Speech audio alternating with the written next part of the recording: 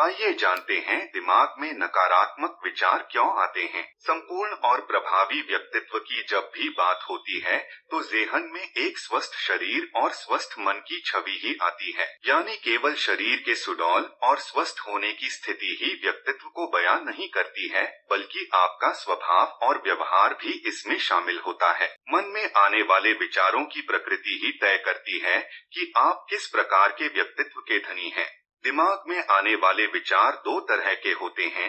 सकारात्मक विचार जो आपको आनंद और ऊर्जा से भर देते हैं, और नकारात्मक विचार जो आपको निराशा और तनाव के समंदर में डुबो देते हैं। अनेक प्रयासों के बाद भी आप अपने दिमाग में बार बार आने वाले इन विपरीत विचारों को रोकने में सफल नहीं हो पाते हैं, और इसके चलते आपकी निराशा और तनाव और भी ज्यादा गहरे होते जाते हैं। रिसर्च बताते हैं कि रोजाना हमारे दिमाग में आने वाले विचारों की संख्या करीब 60,000 होती है, और इनमें से 70 से 80% नकारात्मक विचार ही होते हैं, जो हमारे जीवन को विपरीत तरीके से प्रभावित करते हैं, और हम इनसे अनजान अपने जीवन की मुश्किलों का जिम्मेदार भाग्य को मान लेते हैं, जबकि इसके लिए जिम्मेदारी तो हमारे दिमाग की है, और अपने दिमाग के विचारों को संयमित करना हमारे अपने हाथ में है। ऐसे में ये जानना पहली जरूरत है कि आखिर दिमाग में नकारात्मक विचार आते ही क्यों है, और इतने प्रयासों के बाद भी इनका आना थमता क्यों नहीं। दिमाग में नकारात्मक विचार क्यों आते हैं। बीते कल का अफसोस। बीते समय में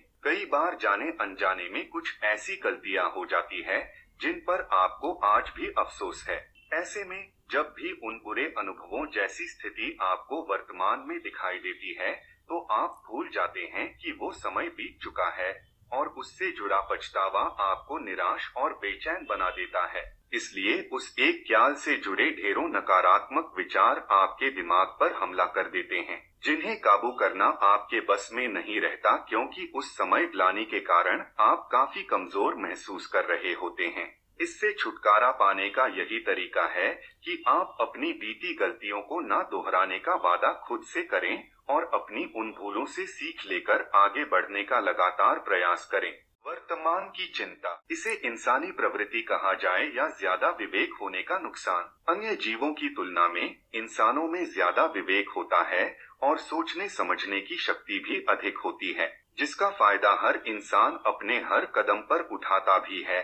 लेकिन यही विवेकशीलता उसकी राह का रोड़ा बन जाती है, जब वो सामान्य स्थिति को भी गहराई से सोचता चला जाता है, जबकि इसकी कोई आवश्यकता ही नहीं। सामान्य सी परिस्थितियों को भी बार बार चिंतन मनन करके जांचने की ये इंसानी प्रवृत्ति शांत दिमाग में नकारात्मक विचारों को प्रवेश करवाती है, और फिर नकारात्मक विचारों की ये श्रृंखला रुकने का नाम ही नहीं लेती, और व्यक्ति का खुशनुमा वर्तमान भी इन विपरीत विचारों के चंगुल में फंस जाता है। समय की परिवर्तनशीलता को अस्वीकारना। समय हमेशा एक सा नहीं रहता। अच्छा और बुरा समय हर व्यक्ति का आता है, लेकिन कई बार हम ये आस लगा लेते हैं कि अच्छा समय ही हमेशा बना रहे, बुरा समय कभी न आए। ऐसी सोच के चलते बुरे समय में संतुलन बना पाना संभव नहीं हो पाता, और लड़खड़ाने की इस स्थिति में नकारात्मक विचारों से हमारी दोस्ती और भी ज्यादा गहरी होती जाती है। बेहतर ये होगा कि समय के इस बदलाव को सहज स्वीकारा जाए, ताकि अच्छे समय का सदुपयोग हो सके और बुरे समय को संयम के साथ आशावादी रहते हुए गुजारा जा सके। ये हमारे अपने नजरिए का ही परिणाम है कि हमें नेगेटिविटी का ज्यादा सामना करना पड़ता है, क्योंकि हम खुद नकारात्मकता को ज्यादा महत्व देते हैं, बजाय वास्तविक और सकारात्मक विचारों के। असफलता से बार बार सामना होना।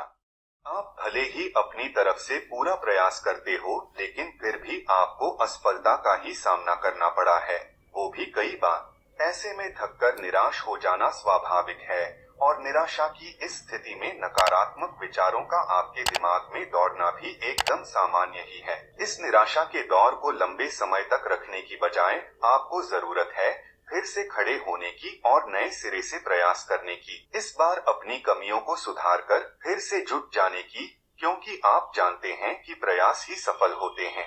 शुरुआत में सकारात्मक बने रहने में आपको थोड़ी मुश्किल होगी, जिसे आसान करने के लिए आप कुछ ऐसे बाहरी साधन अपने पास रखिए जो आपको पॉजिटिविटी से भर सके। चाहे वो आपके ऐसे दोस्त हो जो आपकी काबिलियत पर यकीन रखते हो या फिर प्रेरणा से भरे लेख और वीडियो। खुद के वास्तविक स्वरूप को नकारना।